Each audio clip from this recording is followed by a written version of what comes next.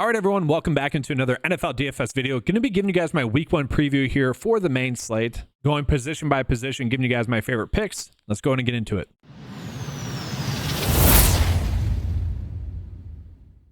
And I do want to start out with the running back position because I think that's where we are getting potentially the best value on the slate and really on the top side of this RB slate. I think it's a little bit more difficult to really dial in on which stud or studs we should be going out of our way to target. And we have some decent value. So Jaleel McLaughlin is going to be one of those players. I think when you look at this running back room between him and Javonte Williams, at least at the start of the season, I think it's going to be those two. It's probably going to be a 60-40 split. McLaughlin is going to be someone that probably will get a lot of work on the passing down situations, which is what has happened thus far in the preseason. I really like his price tag. That's like the cheapest running back play that I think we could potentially get like 10 DraftKings points out of. Now, typically speaking, we want to get to 3x. At the same time, week one is going to be a week in which I think we're kind of okay just landing on a very solid high floor type of build. And I think he's going to help in that department. Now, another player that could do that as well is going to be Rico Dowdle, who at this price tag to get a starting running back in the league is very good. Okay, now I know some people are going to say, no, Zeke's the starting running back. It's not Rico. It's probably a 50-50 split. It's probably more situational. The point is, he should not be this cheap. He should at least be 5K. I do think there's some value in here. Maybe his production might be a little bit game dependent. If the Dallas Cowboys are going to be playing with the lead, I do think we'll see a little bit more of Zeke grinding it out. But if this game is close, and I think this is going to be the situation, is that Rico Dowdle is going to be the one that we want to trust a little bit more in those situations. I do see this as the Cowboys running back room situation from 2 years ago, whereas Pollard and Zeke's going to be a little bit worse. Rico, he kind of presented a lot of what Tony Pollard did, and I think that's kind of why they were okay with letting him go. And if we can get around 12 to 15 opportunities out of him at this price tag, I do like that. But in terms of value, choosing between him or Jaleel McLaughlin, it is a little bit of a toss-up. I don't even know if we need to go there on the slate, but I did want to start with those two because their price tags were two price tags that really presented a lot of sticker shock to me, especially Rico, given the potential workload that he's going to have. Now, another player that did stand out to me a little bit as well is going to be Chase Brown, who has been operating as the RB1 for the Cincinnati Bengals. Now, when we say that, I don't think we're saying that's going to be the RB1 that we've seen in the past, like Joe Mixon in terms of workload. This also will probably be a little bit more of a 60-40 split, like I mentioned with the Denver Broncos. At the same time, if we can get Chase Brown leading this backfield in that 60-40 split, that's pretty encouraging. And so he is someone that could potentially get around 16 opportunities, and obviously then would have a little bit more of touchdown upside if he's going to be the RB1 in this offense. And he is someone that does present some big play upside. I see him more as a GPP only play, not really a cash or safe play.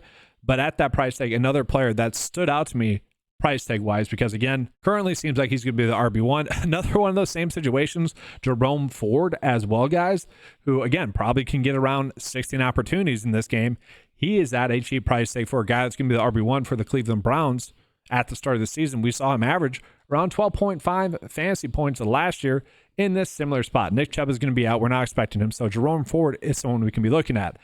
Now, guys, I'm going to continue on. There are so many good running back plays in terms of production, in terms of price tag, which is what a lot of people would say about the 9to5 membership. It's probably my best tease I've had on this channel yet. But head on over to 9to5sports.com. Guys, if you guys are interested in signing up for the NFL DFS lineup optimizer as well as NFL props coverage for you guys, it's going to be available for just $10 a month. All right, back to the coverage. Zamir White is going to be someone I think people are excited to play. I worried that he might not be all that good. At the same time, probably does get a pretty good matchup going against the Chargers.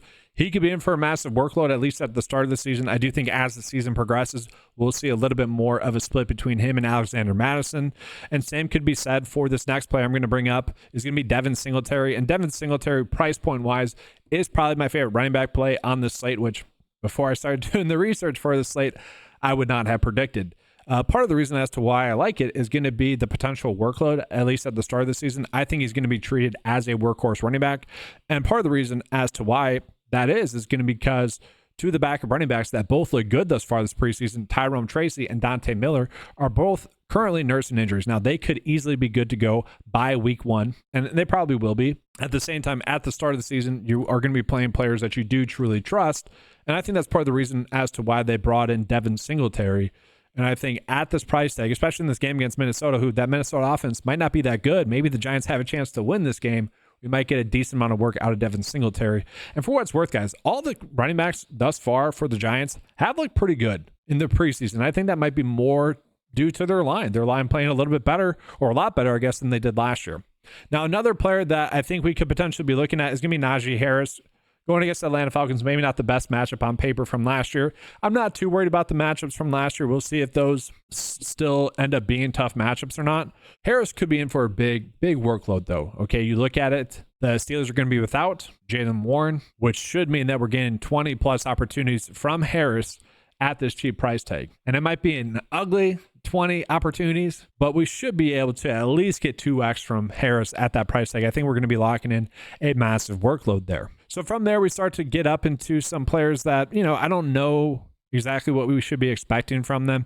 Stevenson, I think we're pretty comfortable playing him, but that could be a game where they're playing from behind. James Conner, I think, is in a good kind of safe spot for him to provide a nice safe floor. Joe Mixon, I do like. I think Joe Mixon in the spot against Indy is the spot that I do like and want to target. More of a player that if I end up on, I see him as a shoulder shrug play. Achane and Mostert, obviously going to be GPP only plays. I don't think we need to go out of our way to target them, but if we naturally end up on them, sure. GPP-wise, lineup builder-wise, yes, we'll want to get some exposure to them. In terms of the running back that I want to pay up the most for, JT has kind of historically crushed the Houston Texans. Maybe there's something there, but I think that the player we would want to pay up the most for would actually be Bijan Robinson. All reports are suggesting that he's going to get at least a 70-30 split with the other running backs, so he's going to be the lead back in this offense, and he's probably going to be the star player in this offense. And I do think there's a good chance we're getting around 20 points out of him.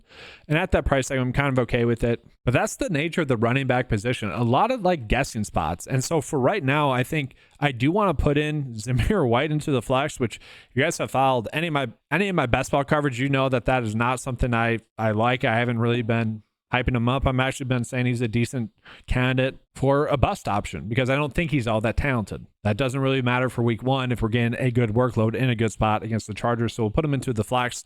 From there, let's go ahead and jump on into the receivers. Now, again, I want to start out with the value plays first. Looking at Tim Patrick. Tim Patrick has been in about, I think it was 74% of the snaps with the first team offense thus far this preseason. He is seemingly going to be the receiver number 2 in the spot. A lot of people are going to hype up Bo Nix and his price tag. I don't mind the idea of going with the value stack with him and potentially Courtland Sutton. And Courtland Sutton at his price tag, I think, is going to be the player I want to go out of my way to target. We have seen him have a little bit of a chemistry going with Bo Nix. And in regards to Bo Nix and really that offense, guys, Bo Nix has been, I don't want to say impressive thus far as preseason. And the reason why that is because a lot of his throws, I would say 80% of them in the game against Green Bay, all of his throws were his first reads, which is a good thing for the offense as a whole. But we don't really have an idea of how, good Bo Nix is actually truly playing or looking. Most NFL quarterbacks are going to be able to hit their first read. That's going to be easy to do. Now, has he messed up those plays? He has not. But it was a very Sean Payton-y type of offense this game. And so I do think that there is something there. So do I want to play Bo Nix as a quarterback this week? Probably not. But do I want to maybe play Courtland Sutton, who has kind of proven that he's a little bit quarterback proof? Yeah, probably. I think he's a good value, but we'll get into that a little bit more as the video progresses. Probably my favorite value play on this slate, sub 4K play on the slate, is actually going to be Jalen Polk, who does seem to be the receiver number 1 for the Patriots just based off of some preseason usage.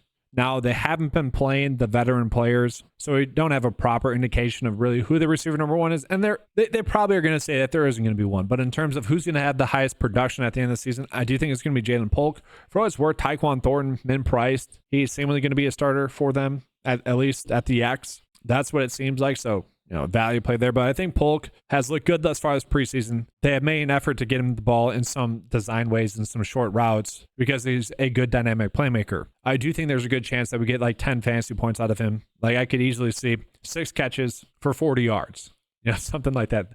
And maybe the Demario Douglas special, if you will, which I don't mind Douglas, but I think I'd rather go with Polk. And the reason I don't want to go with Douglas, because at that price tag, we could end up on someone like Jacoby Myers, who I think's at a fine spot going against the Chargers. He's going to get involved. You got Khalil Shakir, who I think is going to be the Buffalo Bills receiver number 1 this year. Seemingly a decent matchup there going against the Arizona Cardinals. Maybe a worry about his floor a little bit. Maybe not exactly the safest play. But let's talk about some players that I think are going to be safe. And I'm really shocked at some of the pricing here. So Terry McLaurin, at his price tag, to me, is going to be one of my favorite plays.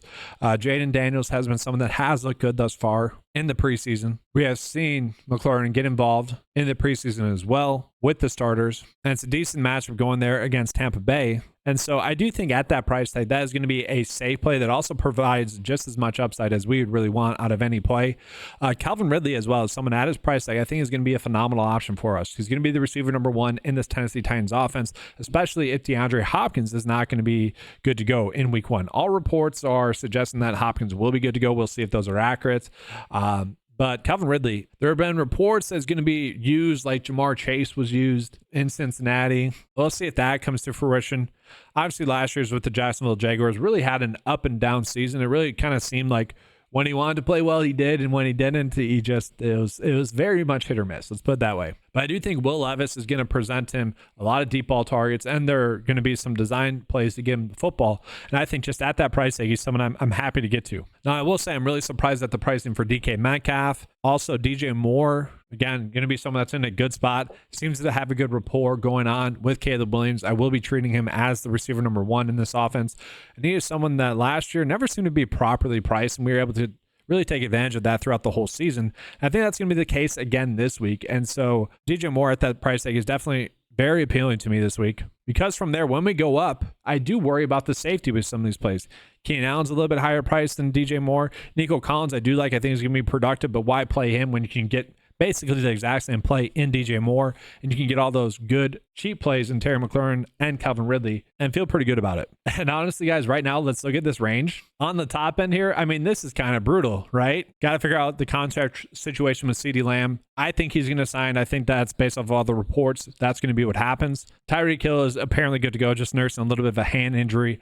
Justin Jefferson, I really like Justin Jefferson. I think stacking him with Sam Darnold builds makes a lot of sense this week. I think that's going to be a good stacking opportunity there. Jamar Chase, contract situation. Adams, there's just some weird stuff going on with him. I shouldn't say that. He had a kid, wasn't at camp for about a week. Now they're saying he tweaked something. Again, I don't think we're too worried about that, but these players up here are all players that I need some clarity on. And so right now I am fine going with this fair and balanced approach. And so with that, we'll go ahead and jump into the quarterbacks. I'm happy to pay up for Josh Allen. I'm happy to kind of use him solo as well. Again, I kind of think it's going to be Khalil Shakir as the receiver number one.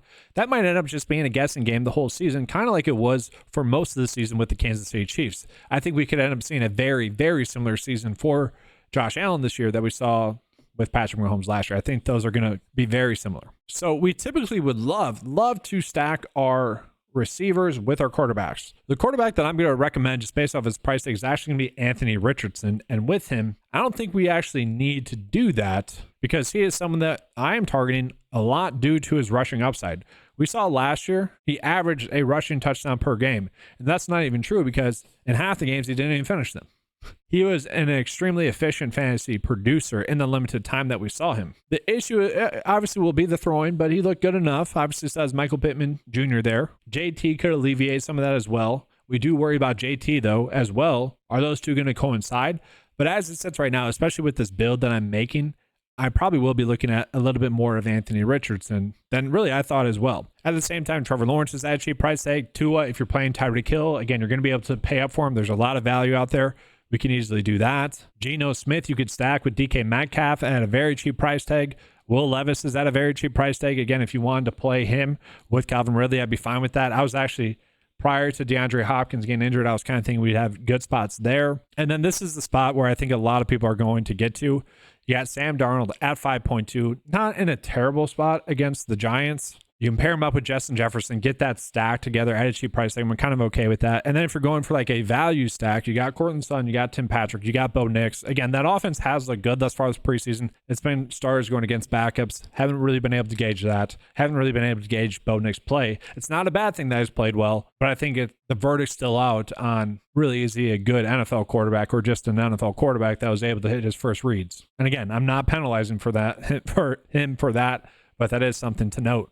And so tight end wise, again, it's kind of a weird slate. I don't know if we necessarily need to pay up at tight end. Like TJ Hawkinson's going to be out. We know that. I don't think we actually have a true indication of which Minnesota tight end is going to be the tight end number one. Then probably Josh Oliver, but you have Munn there and you have Nick Moose who has looked good as well. Maybe it's a mixture of all three of them. Evan Ingram's at a cheap price tag. Gerald Everett might actually maybe be the tight end one or co-tight end number one. there. I mean, he's at a cheap price tag. Obviously, I don't want to play Cole Kmet then. The tight end that I keep ending up on, just given his price tag, again, we have a lot of value on the slate, is going to be Zach Ertz for the Washington Commanders. Now, we haven't seen him in preseason at all. That's my biggest concern with him. But he's a veteran tight end. We don't need to see him in the preseason. And if you look at it, I think a rookie quarterback might depend on him a little bit more, the veteran tight end. And I know we haven't seen him since week 7, but when we saw him last year, he wasn't the same Zach Ertz as what he was in his prime, but compared to how we had seen him, he hadn't lost a big step. Like, he was still a useful tight end. And so at that price tag, I think he's going to be someone I'm looking at as well. And so, guys, this is the conundrum that we're in. 5.2 left over. So much value on the slate.